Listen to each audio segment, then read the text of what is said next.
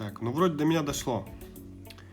Получается 12 вольт приходят на Aptron. Я посмотрел на его ногах, вот на этой ноге именно 16.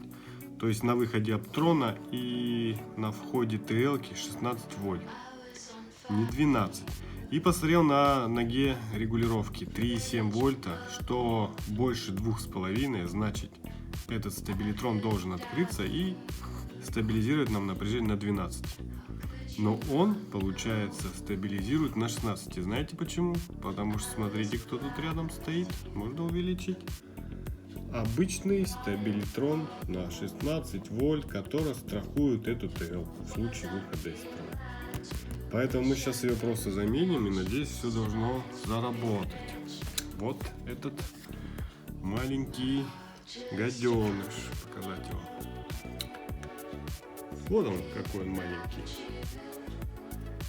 И мы его будем менять на такой же маленький.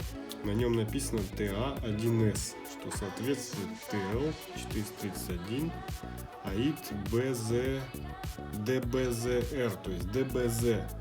А DBZ мне не подходит по распиновке, так что будьте внимательны. И придется мне его... Где он тут? Мне его садить вот здесь. Не вот так вот, как он должен, а вверх ногами.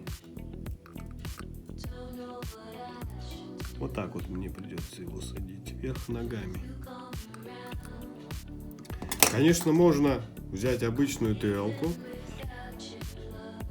и, соответственно, распиновочки припаять и вот тут так оставить. Тоже работать будет. Но лучше уж вверх ногами, чем так. Сейчас будем проверять.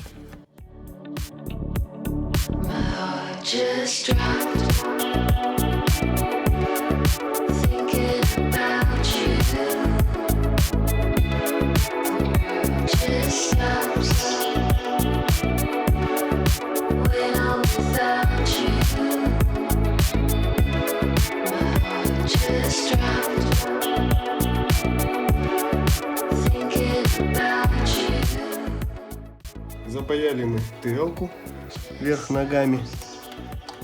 Посмотрим, правильно ли была наша диагностика.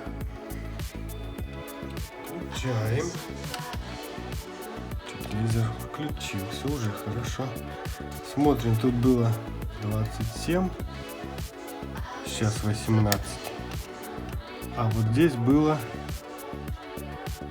18, а сейчас 12,2. Тут 18,